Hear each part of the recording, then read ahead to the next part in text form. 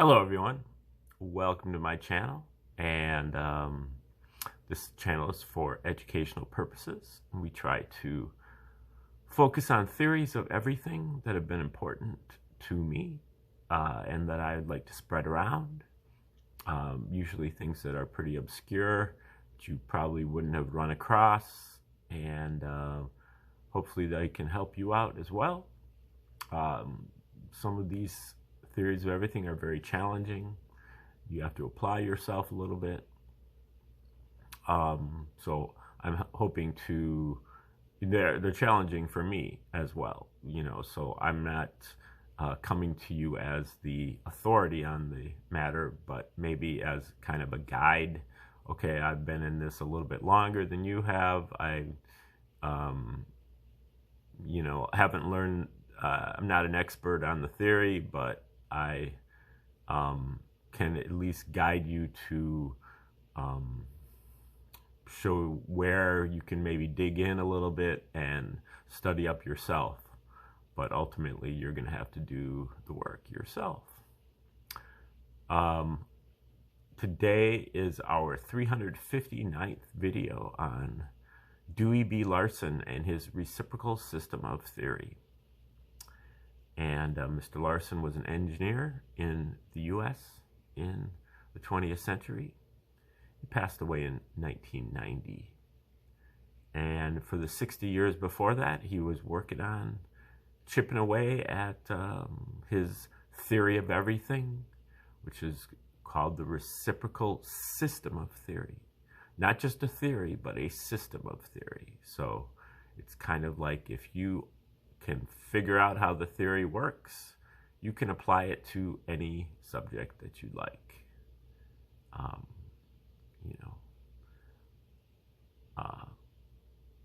And he applied it to many different subjects, including physics, chemistry, astronomy, economics, and also various chapters on metaphysics, religion, philosophy, ethics, biology. And some of his followers have applied the theory even further afield. But, and we're going to be looking at one of those authors today, Dr. Bruce Peret. And we're going to look at his, this is the fourth installment on his article, RS2-107, which is called Mass and Gravity. And Dr. Peret was one of the chief revisers of Larson's theory, who took the spirit of the theory and most of the findings, but made a few tweaks here and there in the days since Mr. Larson passed away. And unfortunately, Dr. Peret also passed away back in 2020, but he left behind a phenomenal cache of great work to dig into, but there's still a ton of work to be done because very, very, very few people know anything about the reciprocal system whatsoever. And I haven't been able to find anybody on the internet talking about it in any type of depth at all. So there's me, and that's what I'm out here trying to do. I know it's a struggle. It's hard, and it's hard for me. And I, wish I was able to put more time in this, but I'm all maxed out, and I have a budget of 0. And if anybody's been making any comments in the comment section, I will be reading those sometime soon. I've been neglecting reading the comments for the last month or so, so I will get to that at some point soon. Okay, now the basic idea behind the reciprocal system is that, well, he has two fundamental postulates, which he put out in the late 1950s, and they basically describe the parameters of the reciprocal system. The first postulate is more or less that the universe is composed entirely of one thing, which is motion, which exists in 3 dimensions, in discrete units, and with 2 reciprocal aspects, space and time. So the universe is made out of motion. Motion is the relationship between space and time. And motion, space, and time all have 3 dimensions, and they exist only in discrete units. And they also are scalar, or they are progressing.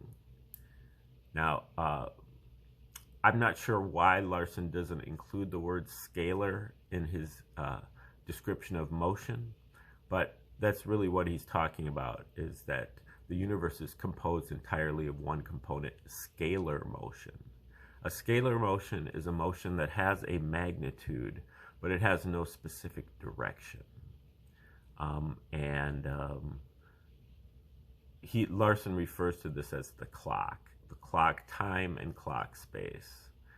The clock is always getting later and later and later and later. This is a motion that has a magnitude, but it has no specific direction. More clearly, in space, that concept would be that space is always getting farther and farther and farther apart.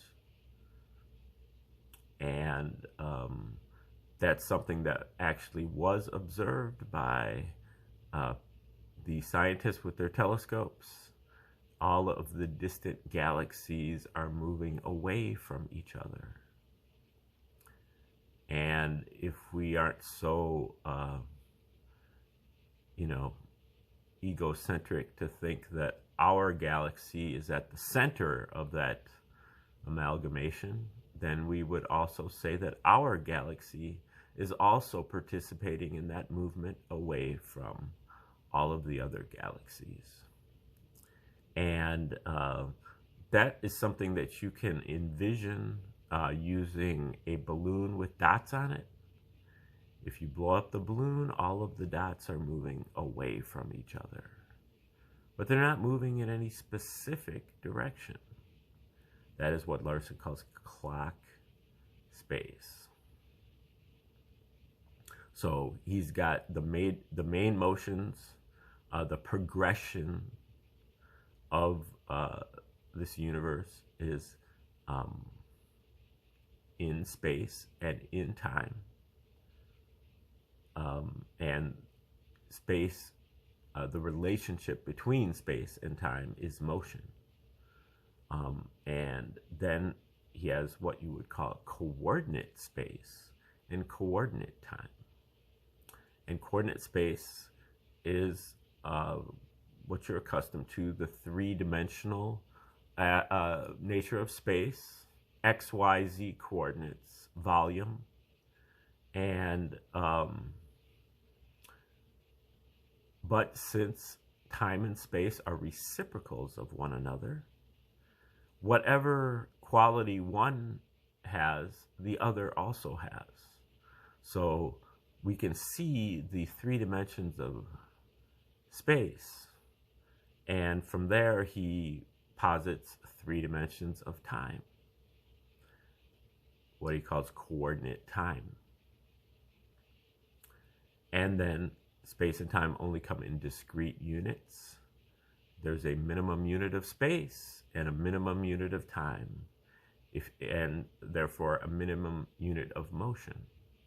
If you do not have a full unit of space or time, you don't have anything. You have to have a full unit.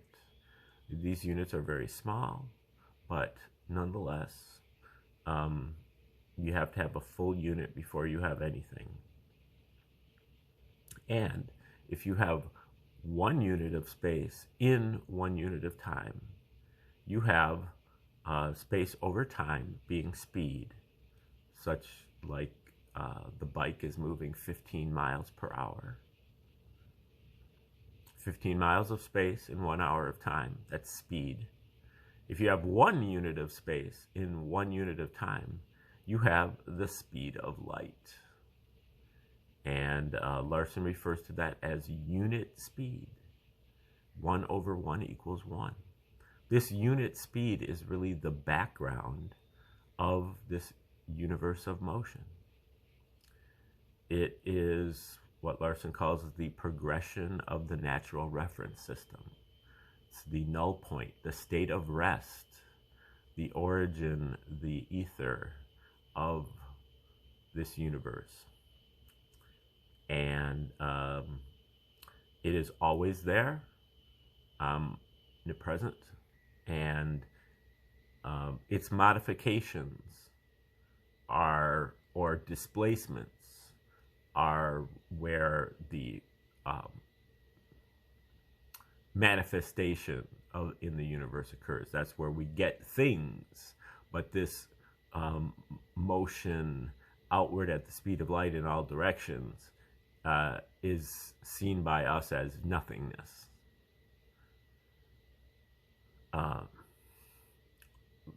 One of Larson's followers calls it a featureless uniformity. But once it becomes modified or displaced, then it turns into various manifestations.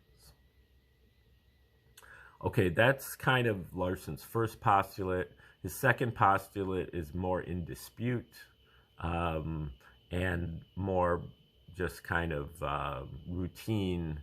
The universe is composed, the universe conforms to the relations of ordinary commutative mathematics. Its primary magnitudes are absolute, and its geometry is Euclidean. Now, Dr. Peret, for one, challenges the Euclidean geometry, the commutative mathematics, and the primary magnitudes that Larson discusses in that, and does some pretty good work in showing that those things are unnecessarily in Larson's second postulate, and that by getting rid of them, it kind of frees up the reciprocal system to be able to be applied more broadly. Now, the reciprocal system applies, those two postulates apply for the physical universe. But Peret is really saying that if you modify those postulates, then they would also apply to the metaphysical universe, to mental phenomena, to life phenomena, to ethical phenomena as well. So that we looked at that a little bit a few weeks ago, and we'll look into that some more coming up. But today we're looking at Peret's paper called Mass and Gravity. And this is the fourth installment of this paper. So if you want to go back to the start, you want to go back about 3 episodes and check out the second half of those videos. Okay, now this section is called Rotational Dimensions. Our physical senses are designed to interpret the world around us in simple, one-dimensional relationships, such as moving in a straight line or spinning with a constant angular velocity. This creates a conceptual challenge with the reciprocal system, because the reciprocal system is a 3-dimensional system that cannot be directly expressed in a single length or angular measurement. These visualizations can assist in understanding the concepts. 2-dimensional magnetic rotation. So this is a visualization to help you understand a 2-dimensional magnetic rotation. Generally, when they're talking about 2-dimensional rotations, they call them magnetic. When it's a one-dimensional rotation, it's called electric. So the visualization that he prescribes is a cone with the wide end expanding across the surface of a sphere. This is known as a solid rotation that takes 720 degrees or 4 pi radians to complete. In physics, this is measured as a particle with spin 1/2 because it appears to take 2 360-degree rotations to complete. They assume it is going at half speed. Okay, for your one-dimensional electric rotation, you would visualize a common spinning disk that takes 360 degrees or 2 pi radians to complete. So that disk it's not spinning parallel to its axis, such as like if you had a record on a record player, but it's spinning perpendicular to its axis.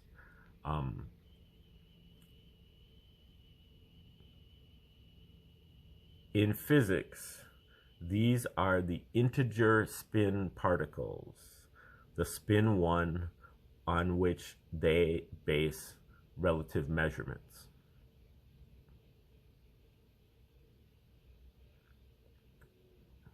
And then one-dimensional vibration, 2 opposing electric rotations. The second rotation undoes the first rotation, resulting in a cosine waveform. Take a rod with a flexible elbow, rotate one end of the rod one way, and then rotate the pivot of the rod in the opposite direction. The far end will trace a sine wave in one dimension.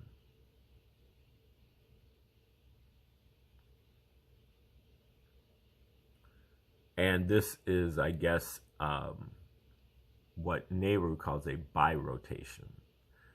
When you have 2 counter-rotating systems, their interference pattern is a sine wave. And that's what Nehru uses to model the photon. Whereas Larson used a different, a combination of motions, translational motion and a vibrational motion to model a photon. Nehru is revising Larson on this, and Peret is also accepting Nehru's revision that the photon is a birotation. Okay, and then a rotational vibration, which is generally known as a charge in the reciprocal system. A rotational vibration, combine a vibration with a rotation. In one dimension, you get the washing machine agitator motion, kind of like if you've ever looked at your washing machine with the lid off or whatever. Where the rotational direction is constantly changing.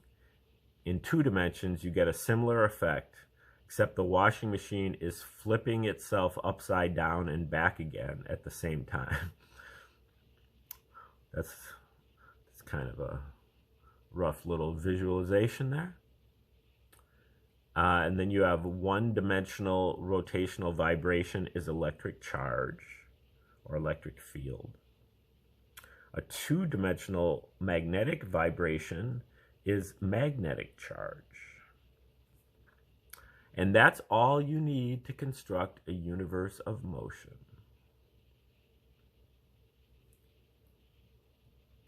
And I believe that is the end of this paper here.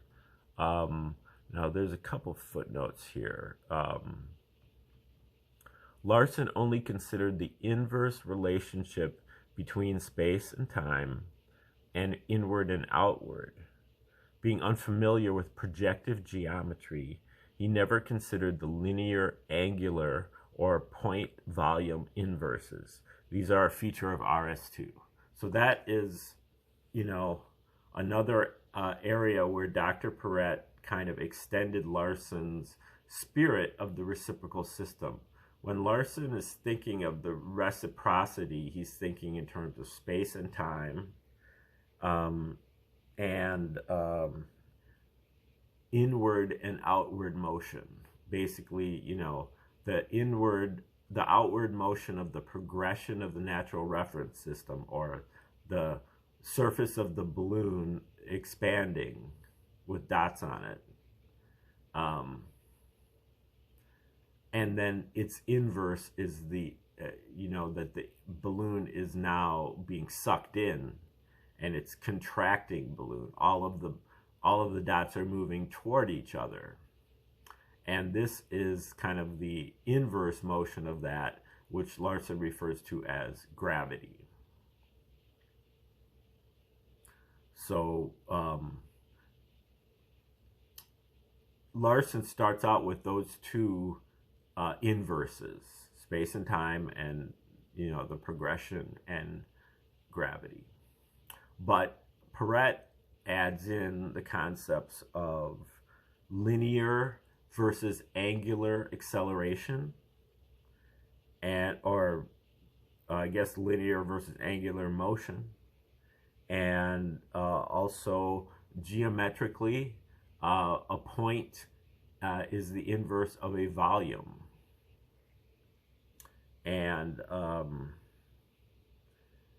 Peret has a few other different forms of inverses as well in his RS2 theory. Okay, let's see. Other than that, I think his footnotes are...